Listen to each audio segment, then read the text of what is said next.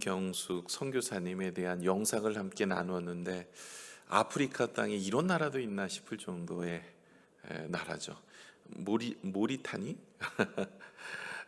듣도 보도 못한, 저도 처음 영상을 통해서 접한 나라인데, 이슬람 국가인데 그곳에 들어가 하나님의 복음을 선포하게 됩니다. 20년 동안 복음을 선포하면서 수많은 고통, 어려움들 많이 겪었고, 그가 그렇게 복음을 전하면서 사람들에게 마녀라는 소리를 듣고 교회가 정말 탄압을 받으면서도 끝까지 헌신하죠. 그랬을 때 그럼에도 불구하고 하나님의 놀라운 역사는 그곳에서 꽃을 피게 됩니다. 가르쳤던 사람들, 가난하고 헐벗었던 사람들에게 복음을 전하였고, 그들의 인생의 길에 하나님께서 다시 그들을 세워주시는 놀라운 역사. 그래서 그들이 이제 가난을 벗어나서 새로운 길을 열고 인생의 길을 도전받아서 하나님의 복음 앞에 세워지는 것을 봅니다. 여러분, 하나님은 우리의 인생의 힘이 되어주시고 우리의 길을 열어주시는 줄로 믿습니다.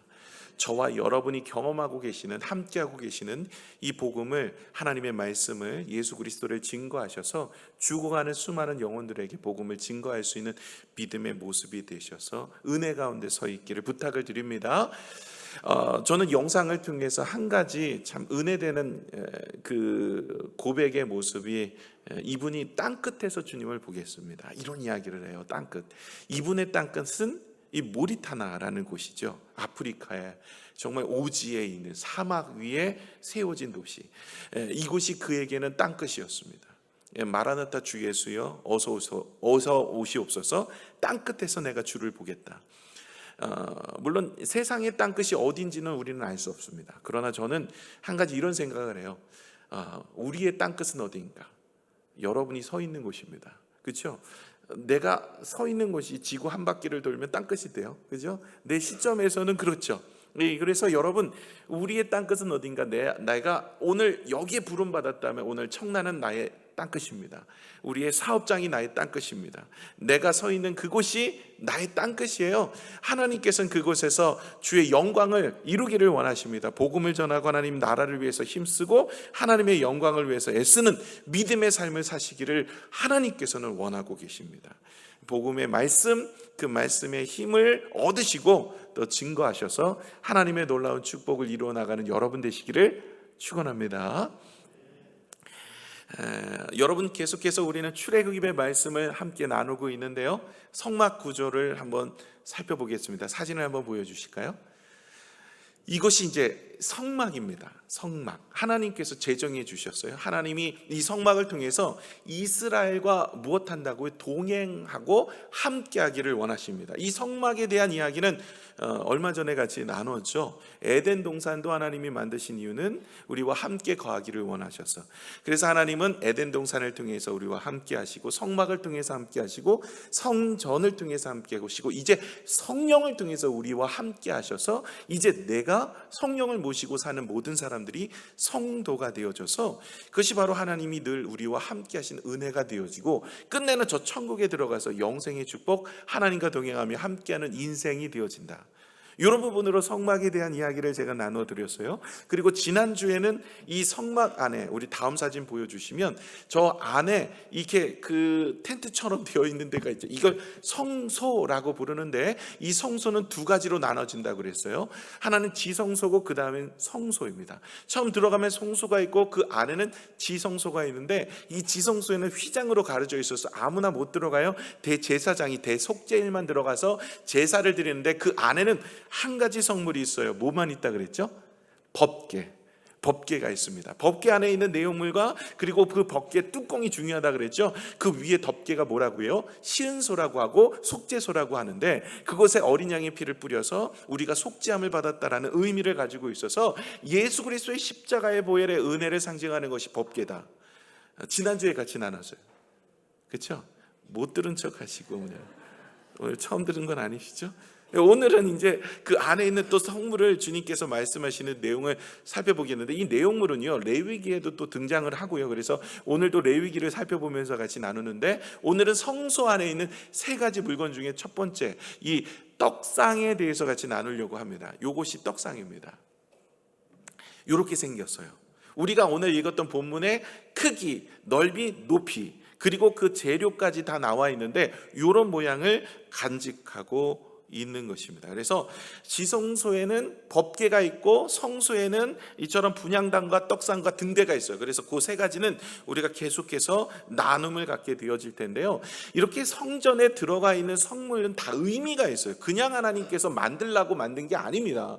필요가 있으니까 만들었겠죠. 도대체 이 떡상은 무엇에 쓰는 물건인가? 왜 하나님께서는 이 성소에 이 떡상을 두고 우리가 그것을 바라보게 하시는가라는 것을 함께 나누고자 하는데요.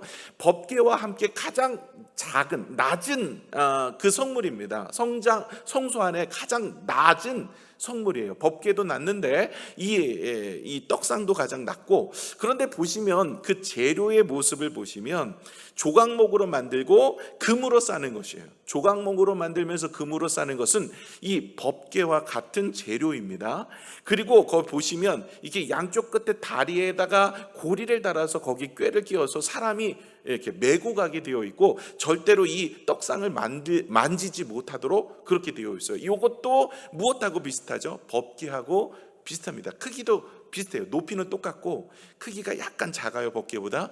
그러면서 이 떡상은 이 법궤와 같이 동일한 구조를 가지고 있는데 사람이 손을 대지 않고 메고 가는 구조로 이렇게 법궤와 같이 이동할 때는 그런 모습입니다. 다시 말해 법궤와만큼 예수 그리스도를 예표하고 있으며 그 은혜를 예표하고 있는데, 이 내용을 살펴보시면 은혜가 많이 됩니다. 자, 이 크기는 무엇으로 되어 있어요? 크기가 2규빗으로 되어 있어요. 한 규빗이 무엇이냐면 손끝에서 이렇게 여기까지 팔꿈치까지, 이게 45cm예요. 이것을 한 규빗으로 봅니다. 자, 그럼 2규빗이에요. 길이는 2규빗이니까 90cm예요. 한 요 정도 됐겠죠. 그리고 넓이는 한 규빗입니다. 45cm. 45cm 그리고 90cm. 높이는 어떻게 됩니까? 한 규빗 반입니다. 그러니까 한 70cm 정도 되는데 무릎 위 정도 약간 올라오는 나지막한 상입니다. 그렇게 되어 있어요. 내 귀퉁이에 고리를 달고 꾀를 끼워서 법궤처럼 그렇게 움직이게 되어 있어요. 자, 법궤는 예수 그리스도의 십자가의 보혈로 우리가 죄 사함을 얻는 은혜를 상징한다 그랬어요. 떡상은 무엇이냐면 예수 그리스도의 말씀을 상징합니다. 그래서 그것을 통해서 하나님과의 교제, 하나님과의 함께함을 경험할 수 있는 것입니다. 그래서 떡을 나누고 떼면서 하나님과의 교제를 의미하고요, 하나님과 함께하고 동행하는 삶의 모습을 이 떡상을 통해서 함께 나눌 수가 있는 거예요. 이 부분들은 조금 이따가 같이 나누겠습니다. 떡상에는요, 떡이 몇 개 올라가냐면 12개 올라갑니다. 우리 한번 보여주실까요? 몇 개 올라가냐면 사진 다시 보여주세요. 이렇게 해서 6개 올립니다. 어떤 분들은 이걸 또 너무 알레고리적 의미를 담아서 6개 올라가서 딱 붙이면 66권의 성경이다, 뭐 이렇게도 또 해석하는데 좀 너무 하는 것 같은데, 어쨌든 6개, 12개 위로 올라가면 쏟아지겠죠. 그러니까 6개씩 이렇게 해서 올랐는데, 이 6개는 12개잖아요 12지파를 상징하고 예수 믿는 모든 사람들을 상징하는 예표이기도 합니다.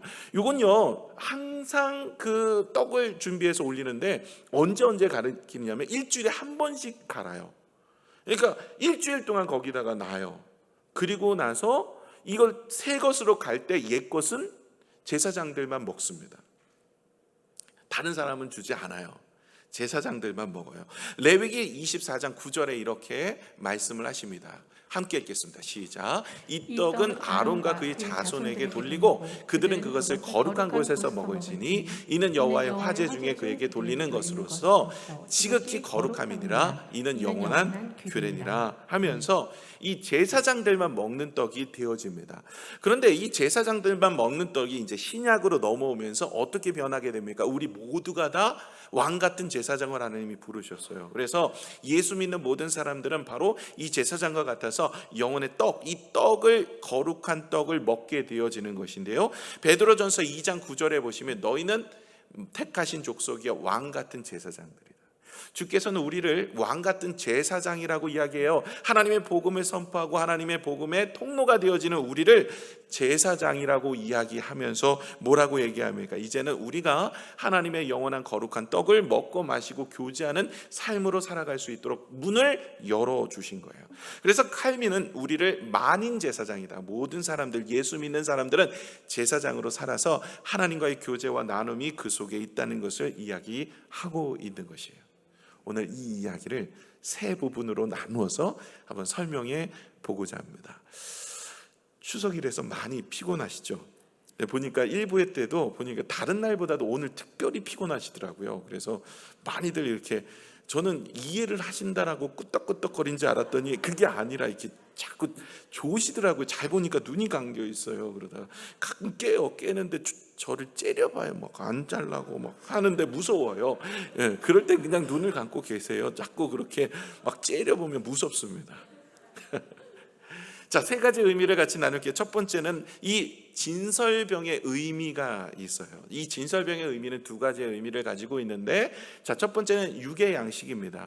오늘은 이제 명절이잖아요. 한 해를 돌아오면 하나님께서 오곡백과를 이렇게 주신 것에 감사하며 예배를 드리고 있어요. 미국에서는 이게 추수감사절로 예배를 드리죠. 우리나라는 추수감사절 예배는 11월 달에 드립니다.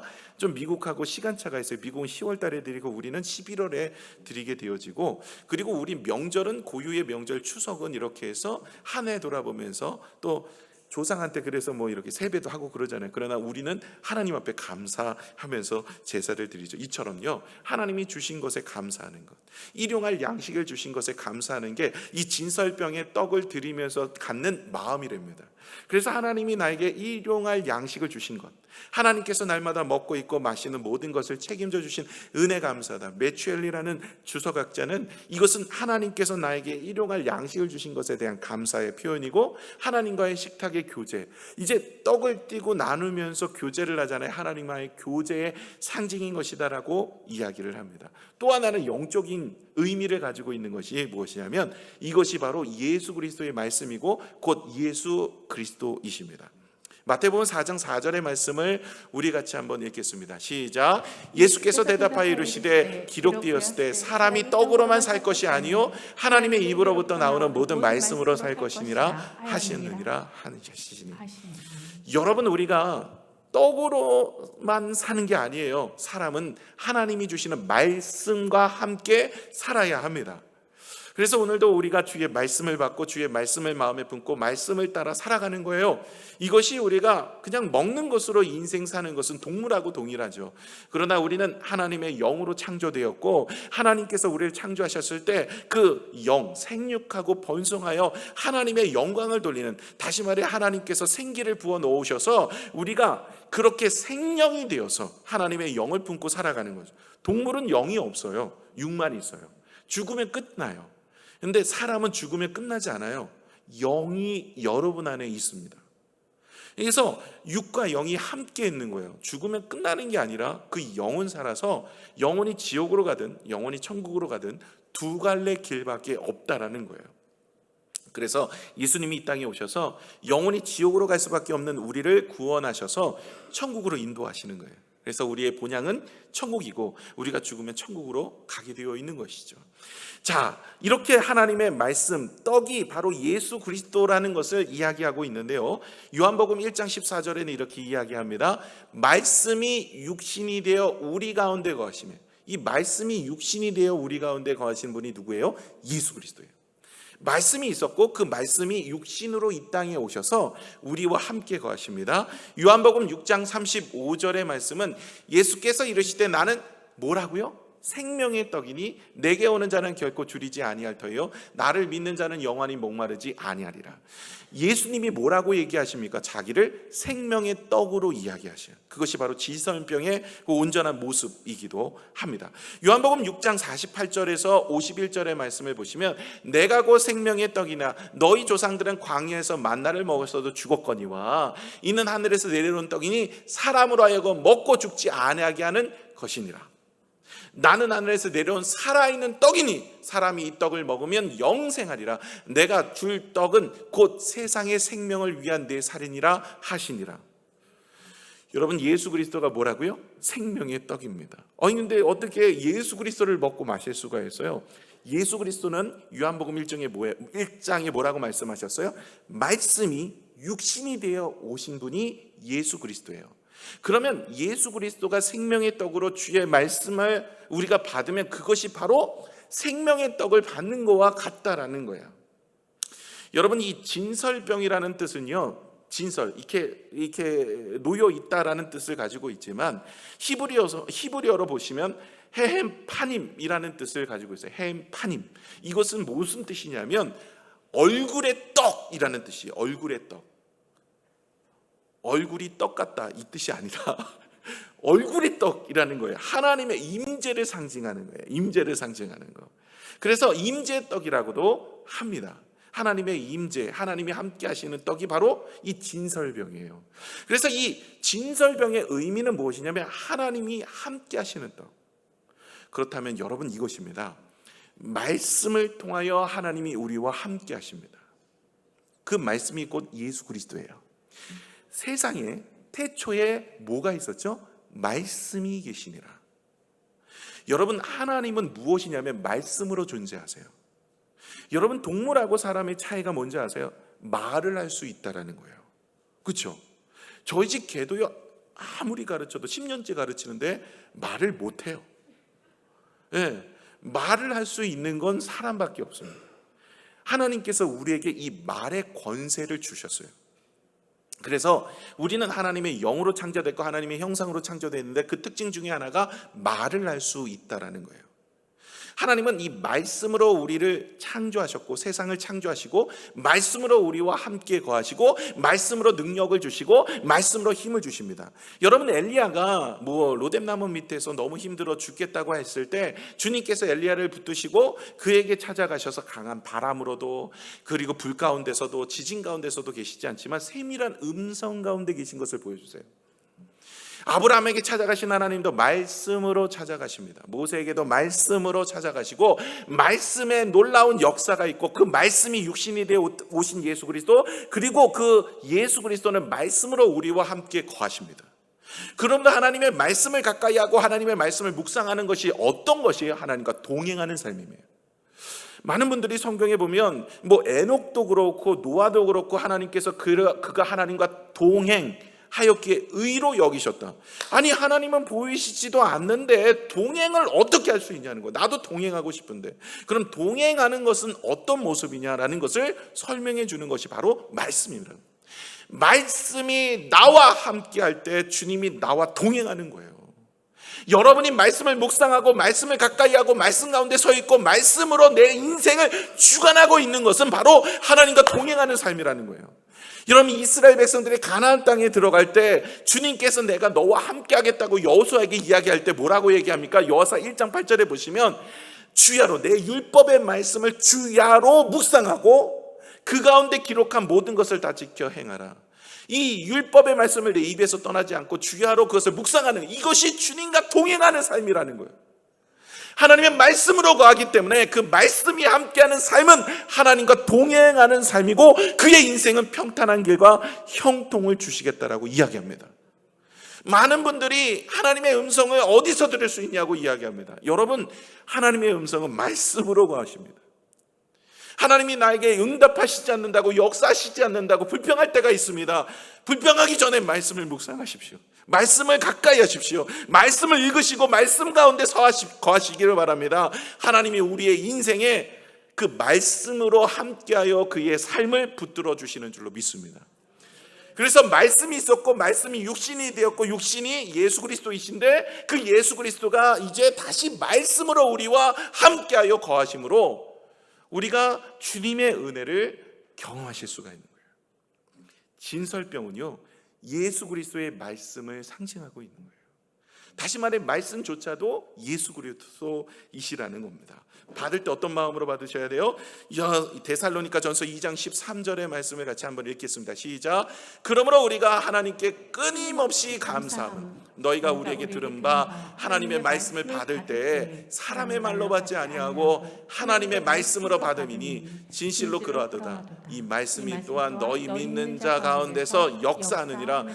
하나님의 역사는 어디서 있냐면 말씀을 받을 때 하나님의 말씀으로 받는 거예요. 오늘도 예배를 드리면서 설교자를 저를 통해서 말씀하시고 있는 내용, 그리고 하나님의 말씀을 묵상하고 읽을 때 사람의 말로, 이건 목사님 생각이야가 아니라 여러분 하나님의 말씀으로 내가 받고 그 말씀을 마음에 묵상하면 그 가운데 누가 거하십니까? 하나님이 거하시는 거예요. 그래서 그 인생을 하나님이 붙드신다라는 겁니다.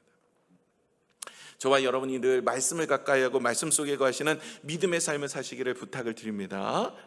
두 번째는요, 이 재료에 대한 거예요. 첫 번째는 진설병의 의미에 대한 이야기를 같이 나누는데, 두 번째는 진설병의 재료에 대해서 나옵니다. 이 재료는 무엇으로 이것을 만듭니까? 고운 가루하고 기름으로 만듭니다. 뭐 당연한 이야기처럼 보이지만 하나님께서 이런 재료를 쓰라고 말씀하신 이유가 있다라는 거죠. 레위기 24장 5절의 말씀을 같이 한번 읽겠습니다. 시작. 너는 고운 가루를 가져다가 떡 12개를 굽되 각 덩이를 10분의 2 에바로 하여. 이 떡을 만들 때는 어떤 가루라고요? 고운 가루로 만들어야 돼요. 이 고운 가루를 어떻게 만듭니까? 밀을 가져다가 껍질을 벗기고, 그리고 그것을 사람의 손에 으깨어 부서뜨려서 완전히 가루를 만들. 이것은 무엇을 상징하냐면 사람의 손에 부서지는 예수 그리스도를 이야기하고 있는 거예요. 여러분, 진설병의 떡 의미가 무엇인지 말씀을 드렸죠. 예수 그리스도, 이분의 고난과 그분의 환난을 이야기하고 있는 거예요. 그것을 만들면서 메시아가 이 땅에 오셔서 우리에게 주실 하나님의 은혜, 나를 위해 십자가에 달려 돌아가시기 위해서 나를 대신하여 고난을 받으시고, 그가 정말 아픔을 당하시며 십자가에 달려 돌아가셔서 우리의 죄를 대신하여 내가 영원히 형벌 가운데 지옥으로 갈 수밖에 없는데, 우리는 어디로 가요? 천국으로 갈 수 있도록 하나님께서 인도해 주시는 은혜가 있다라는 거예요. 여러분, 우리는 영이 있습니다. 우리 죽으면 끝나는 게 아니에요. 낙골당 가서 끝나는 게 아니에요. 영원히 자는 게 아닙니다. 그랬으면 예수님이 이 땅에 오실 이유가 없어요. 그냥 이 땅에서 잘 먹고 잘 살다가 짧은 여생 그냥 뭐 힘들고 어려우면 그냥 죽으면 끝나는 거죠. 근데 그게 아니라는 거예요. 우리의 인생은요, 죽으면 끝나지 않아요. 그게 문제인 거예요. 우리의 인생이 죽고 난 이후엔 두 갈래 길밖에 없다라는 거예요. 하나는 지옥이요, 하나는 천국입니다. 근데 천국을 갈 수가 없어요. 착하게 산다고 가는 게 아닙니다. 여러분, 천국은요, 착하게 살아서 가는 곳이 아닙니다. 죄가 없어야 돼요. 그런데 벌써 아담과 하와로부터 원죄가 들어왔기 때문에 우리는 아무리 자범죄 짓지 않아도 지옥으로 갈 수밖에 없어요. 죄 문제 해결이 안 돼요. 그래서 예수님이 우리의 죄를 위해 십자가에 달려 돌아가셔서 누구든지 믿기만 하면 천국으로 갈 수 있는 구원의 길을 열어주신 거예요. 저와 여러분이 예수 그리스도가 우리의 모든 죄를 대신하여 십자가에 달려 죽으신 줄로 믿으십니까? 천국에 들어가신 줄로 믿습니다. 별거 아니지만 여러분, 이 믿음, 이 고백은 정말 하나님의 은혜를 경험하지 않으면 하지 않습니다. 여러분, 바깥에 나가셔서 여러분과 같이 제가 똑같이 질문했을 때 대답하시는지 보세요. 내가 왜 죄인이냐고 따집니다. 그 사람들은 십자가에 내 죄를 위해 달려 죽으셨다고 고백하지 않아요. 아무리 알려줘도 고백 안 합니다. 아무리 알려줘도 교회 나오지 않습니다. 아무리 알려줘도 예배드리지 않습니다. 믿음은요, 그렇게 되는 것이 아닙니다. 그래서 여러분 보시면 기름으로 되어졌다 그랬죠. 이 기름은 성경에 보시면 거의 다 기름을 뭐로 상징하냐면 성령으로 상징합니다. 그래서 왕을 세울 때나 제사장을 세울 때나 선지자를 세울 때 기름을 붓는데, 그 기름을 붓는 게 메시아라는 뜻인데, 그렇다고 해서 그 기름을 붓는다는 그 메시아가 다 예수 그리스도를 상징하지 않아요. 메시아라는 사람은 기름 부음을 받은 자라는 뜻이지만, 기름 부어 가지고 세우는 사람들이 왕, 제사장, 선지자는 기름 부어 세워요. 그렇다고 다 메시아면 어떻게 합니까? 근데 이 메시아라는 단어, 기름 부음 받은 자라는 단어는 딱 한 명을 예표하고 있는 거예요. 그런데 이 기름을 붓는다라는 것이 상징적인 게 성령을 의미해요. 성령. 여러분, 성경은요, 하나님의 감동으로 쓰여진 책입니다. 다시 말해 성령의 감동을 받은 사람들이 성경을 쓴 거예요. 그래서 성경은요, 그냥 읽으시면 이해가 잘 안 돼요. 그냥 읽으시면 아무 느낌이 없습니다. 그냥 역사책 같아요. 그런데 성령의 감동으로 조명하여 읽으시면 마음이 뜨겁고 은혜가 되어지며 하나님을 경험할 수 있어요. 그래서 예수님 당시에서도요, 예수님이 그렇게 예수님보다 설교를 잘하는 분이 있으실까요? 세상에 없겠죠. 예수님이 정확하게 하나님이시고 그분만큼 설교를 잘하는 분이 누가 있겠습니까? 근데 예수님이 설교한 내용을 가지고도 믿지 않는 사람들이 있어요. 이유가 뭘까요? 성령이 조명하여 그 마음을 열어주시지 않았기 때문에.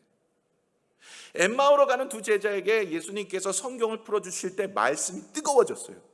다시 말해, 여러분이 오늘 이 자리에 앉아 있는 것들은요, 이 이유는 무엇이냐면 여러분이 믿겠다라고 해서 이 자리에 앉아 있는 것이 아니라 하나님께서, 성령께서 우리의 마음을 열어주셔서 말씀을 받았기 때문에 그것에 반응하여 이 자리에 앉아 계시는 거예요. 그래서 내가 믿으려고 해도 믿을 수가 없는 거예요. 여러분, 요한계시록에 보시면 이제 마지막 때 주님이 다시 오십니다. 재림 예수, 다시 오실 예수 그리스도. 그리고 나서 믿는 자들이 휴거라는 말 자체는 성경이 없어요. 들림을 받습니다. 그리고 남은 자들이 있어요. 그런데 그 남은 자들이 벌써 내 옆에 예수 믿는 사람들이 들림을 받았으니까 보이잖아요. 그러니까 예수 믿으면 될까? 근데 못 믿어요. 왜 못 믿냐면 성령이 함께 떠나가요. 안 믿습니다.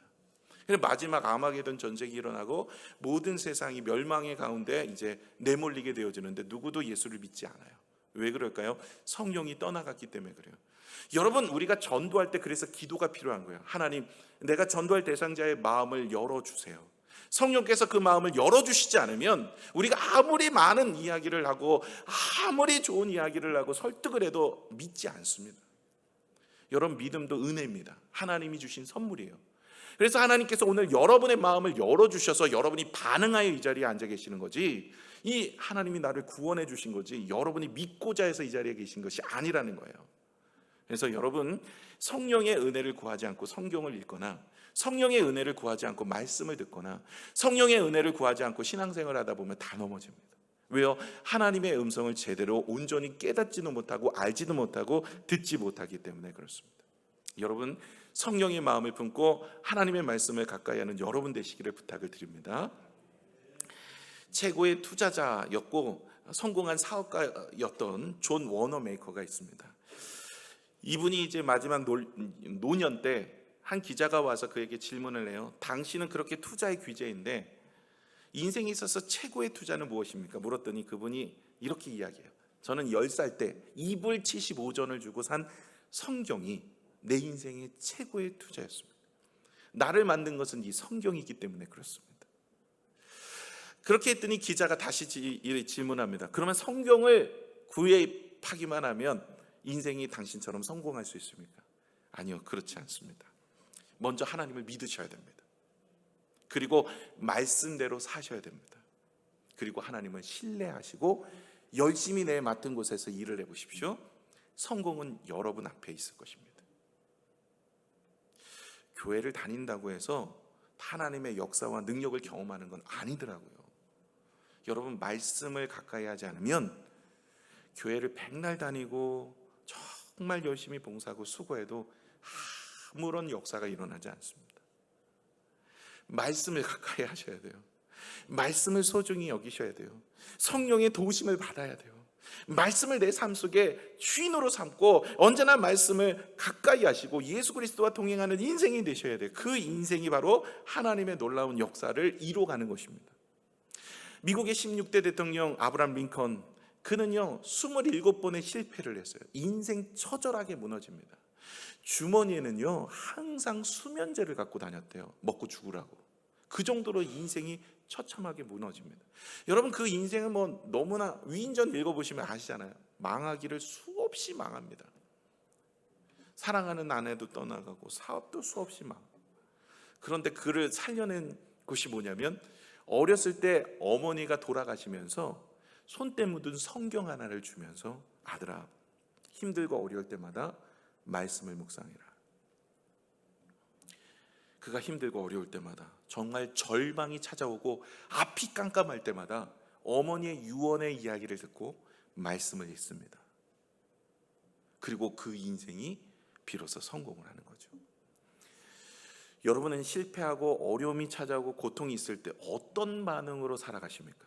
어떤 모습으로 살아가십니까? 여러분, 주님 앞에 나오셔야 됩니다. 주님이 우리를 사랑하셨어요. 주님이 우리를 사랑하시는 증거가 무엇입니까? 십자가에 달려 돌아가시는 겁니다.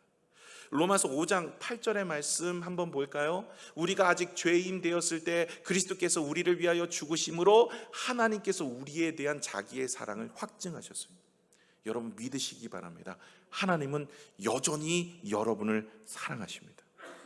하나님은 여전히 여러분의 기도를 들으시기를 기뻐하십니다. 하나님은 여전히 여러분을 향한 계획을 멈추지 않고 계시다라는 거예요. 비록 내 삶이 지금 막 풀리지 않아요. 어려움이 있어요. 고통이 있어요. 아픔이 있어요. 기도에도 응답이 잘 없어요. 여러분, 인내하시고 주님을 신뢰하십시오. 하나님은 반드시 우리를 사랑하셔서 우리의 인생을 붙드시는 줄로 믿습니다.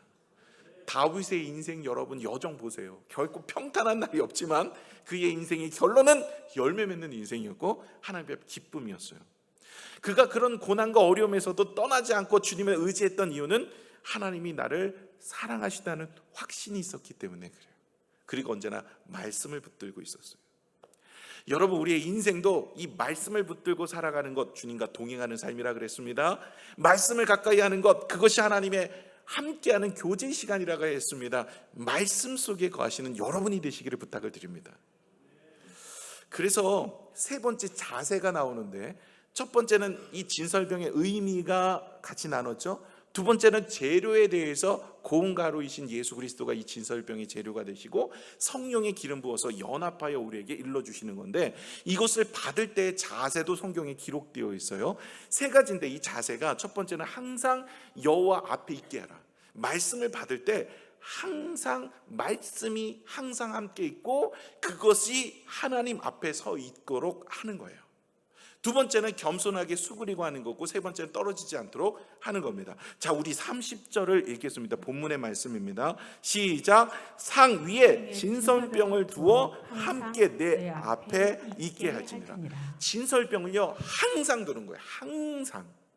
일주일에 한 번씩 바꿔주기는 하지만 항상 그 진설병이 떨어지지 않아야 돼요. 이건 두 가지 의미가 있는데, 시간적 의미로 항상이면 늘. 그래서 여러분, 주야로 주의 말씀을 묵상하고 그 말씀을 가까이 하는 인생은 하나님이 복되게 하신다는 거예요. 하나님이 역사하신다는 거예요. 이 성소와 지성소는 하나님의 임재, 하나님의 역사, 하나님의 경험, 하나님의 은혜를 상징한다 그랬죠. 항상 말씀 앞에 서 있어요. 코람데오 하시는 거예요. 그래서 이 말씀이 늘 우리와 함께 있을 때 그의 인생을 하나님이 지켜주시는 거예요. 그러나 이 항상이라는 단어는 적용에도 우리가 해당이 돼야 돼요. 우리가 말씀을 받을 때 어떤 거는 내가 받고 어떤 거는 받지 않고, 성경의 말씀을 받을 때 어떤 거는 내가 이해가 되니까, 그리고 내가 납득이 되니까 쉬우니까 받고, 어떤 거는 내가 전혀 하고 싶지 않아서. 아닙니다. 여러분, 말씀을 받을 때는 늘 나의 삶 속에 항상 적용하고 그 말씀대로 살려고 노력하는 믿음의 모습이 되셔야 할 줄로 믿습니다. 그래서 여러분, 말씀 앞에 서 있어야 돼요. 항상. 말씀이 내 인생에서 떨어져서는 안 됩니다. 여러분, 언제나 말씀을 가까이 하고 말씀 속에 살면 하나님과 동행하는 인생인데, 그 인생은 하나님이 붙들어 주시는 줄로 믿습니다. 사실 여호수아는 이스라엘 백성들이 가나안 땅에 들어가서 성공의 비밀, 승리의 비밀을 주님 앞에 물었는데, 이제 전쟁을 해야 되는 사람들 앞에 하나님이 말씀하시기를 뭘 얘기했어요? 딱 하나만 얘기한 거예요. 내가 승리하고 싶으냐? 이 전쟁에서 성공하고 싶으냐? 가나안 땅에 들어가고 싶으냐? 딱 하나만 해라. 그냥 하나님의 말씀을 주야로 묵상해라. 그 가운데 기록한 것을 다 지켜 행하라. 내 입에서 떠나가지 말도록 해라. 근데 어떻게 다 지켜 행하냐고요? 여러분, 성경의 말씀 다 지켜 행할 수 있습니까? 근데 이 말씀은 다 지켜 행하는 것에 있어서 중요한 핵심은 내가 지키려고 노력하는 거예요. 어떻게 인생이 다 지켜 행합니까? 노력하는 인생이 되셔야 돼요. 하나님께서 그 인생을 붙드시고 복되게 하시는 줄로 믿습니다. 또한 어떤 자세로 해야 됩니까? 항상 있어야 되고, 주님 앞에 서 있는 마음으로 코람데오로 말씀을 받들어야 되고, 두 번째는 이게 제가 말씀을 드렸죠. 이게 무릎 정도 높이라고요. 그러면요, 이 떡을 진열하거나 뗄 때, 나눌 때는요 수구려야 돼요. 말씀을 받을 때는 항상 수구리고 겸손하게 받는, 목이 곧은 백성들, 하나님이 이스라엘 백성들을 향하여서 교만한 모습. 항상 말씀을 받을 때는 내 생각도 내려놓고 경험도 내려놓고 마음도 내려놓고 오직 하나님의 뜻 앞에서 내가 주의 음성에 귀를 기울이겠습니다라는 겸손이 있어요. 세 번째는 뭐냐면 25절에 보시면 떨어지지 않도록 태를 둘러요. 손바닥만한 태를 두르는데, 이것은 항상 말씀이 떨어지지 않도록 주의하라는 그 의미를 담고 있어요. 하나님 말씀이 내 인생에 떨어지지 않도록, 다른 생각을 하거나 내가 다른 마음을 품거나 그래서 나에게 들려주시는 음성에 귀를 기울이지 못하고 한 귀를 듣고 한 귀로 흘려보내는 말씀이 없도록, 하나님께서 나에게 주신 말씀에 내가 귀를 기울여서 하나도 땅에 떨어지지 않도록 내가 힘쓰고 애쓰는 믿음의 모습과 헌신, 하나님의 말씀의 묵상, 이것이 우리 안에 있어야 진정한 하나님의 역사와 기적과 은혜를 경험할 수 있는 줄로 믿습니다. 여러분, 이 진설병의 의미는 말씀입니다. 이 말씀은 늘 우리와 함께 거하셔서 우리의 인생 가운데 하나님이 코람되어 주님 앞에 거룩함을 살아가는 은혜의 삶으로 살아서 하나님의 영광된 삶을 이루어 나가는 인생으로 우리를 만들어 가시는 거예요. 그러므로 여러분, 하나님의 음성이 들리지 않는다고 슬퍼하거나 마음 아파하지 마십시오. 하나님께서는 우리에게 말씀을 허가하시기 때문에 말씀을 가까이 하고 말씀 속에 거하시는 하나님을 만나셔야 됩니다. 그래서 말씀을 읽으시라는 거예요. 공동체 성경 읽기를 통해서 말씀을 읽으세요. 그것이 아니더라도 늘 아침마다 말씀을 묵상하세요. 그리고 하나님의 말씀 앞에 서 있으세요. 잘 안 되신다고요? 새벽기도 나오시면 돼요. 아멘 하신 분 꼭 나오시기 바랍니다. 아무도 아멘 안 해요. 새벽기도 나오시면 은혜가 있는 줄로 믿습니다. 아멘 하시는 분은 나오시면 2배의 은혜가 있을 줄로 믿습니다. 꼭 나오세요. 안 되면 말씀 앞에 서서 말씀을 붙잡고 기도하시면 은혜가 됩니다. 그래서 여러분, 하나님이 형상이 없다고요? 말씀 속에 거하신다니까요. 자꾸만 보여달라고 하지 마세요. 말씀을 읽으세요. 말씀을 읽으면 말씀 속에 거하신 하나님께서 내 마음에 말씀을 통해서 일러주신다. 그러므로 여러분들 말씀 앞에 서 있는 믿음의 삶을 사셔서 하나님의 영광과 은혜를 누리시는 여러분 되시기를 축복합니다. 우리는 이런 삶을 살아야 돼요. 이 성전의 성막에 있는 내용에 있는 모든 성물들은 이게 의미들이 있어요. 이걸 그냥 읽으시거나 그냥 내용을 보시면 잘 몰라요. 그래서 제가 여러분을 위해서 연구를 하고 묵상을 하고 이렇게 하고 풀어드리는 거예요. 그래서 이 내용을 보시면서 여러분의 신앙생활을 어떻게 해야 될지를, 우리가 하나님과 동행하는 삶을 어떻게 살아야 될지를, 하나님이 주신 역사하는 삶이 어떻게 되어야 될지를 우리 같이 나누는 거예요. 덮어놓고 믿지 마세요. 열어놓고 믿으셔야 돼요. 여러분, 성경을 덮어놓고 믿는 분들 계세요. 이분들 큰일 납니다. 여러분, 성경은 펼쳐놓고 말씀 읽고 믿으셔야 돼요. 그래야 하나님의 역사와 능력을 경험하실 수 있는 줄로 믿습니다. 기도하겠습니다.